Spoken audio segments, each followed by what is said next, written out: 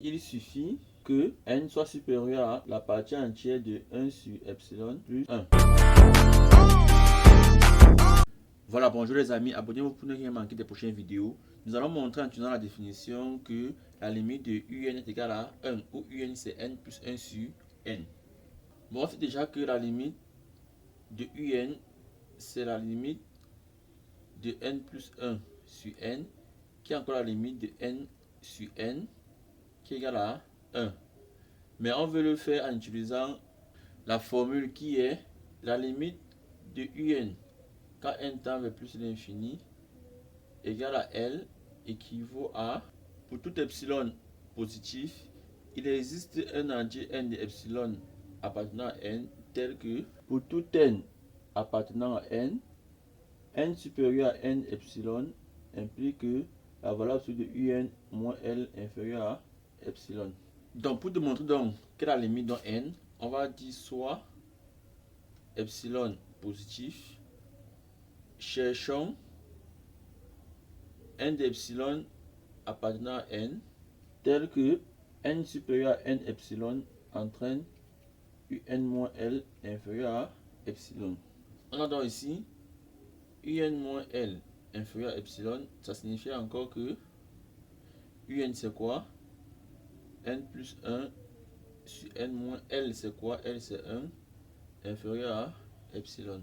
Ce qui signifie encore à n plus 1 sur n c'est 1 plus 1 sur n. Il suffit d'écrire n plus 1 sur n égale à n sur n plus 1 sur n. Ça fait 1 plus 1 sur n.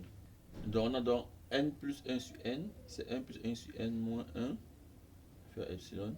Ce qui signifie encore que 1 sur n inférieur à epsilon. Or n est positif, on peut donc enlever la valeur absolue. Ça signifie encore 1 sur n inférieur à epsilon. Ça signifie encore n supérieur à 1 sur epsilon. Je fais monter le n, je fais descendre epsilon et je change le sens. N supérieur à 1 sur epsilon. Donc, pour avoir n supérieur à 1 sur epsilon, pour avoir un epsilon qui est un entier, je vais dire il suffit que n soit supérieur à la partie entière de 1 sur epsilon plus 1. Donc, pour avoir un moins L inférieur à epsilon, il suffit d'avoir n supérieur à partie entière de 1 sur epsilon plus 1. Je peux donc prendre mon n epsilon égale à partie entière de 1 sur epsilon plus 1.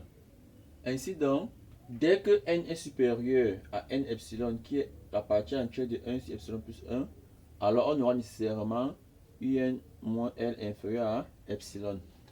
On a choisi un epsilon, on a déterminé n d'epsilon. On conclut donc que la limite de un quand n tend vers plus l'infini égale à 1. Voilà, merci d'avoir suivi les amis. À très bientôt. Ciao, bye bye.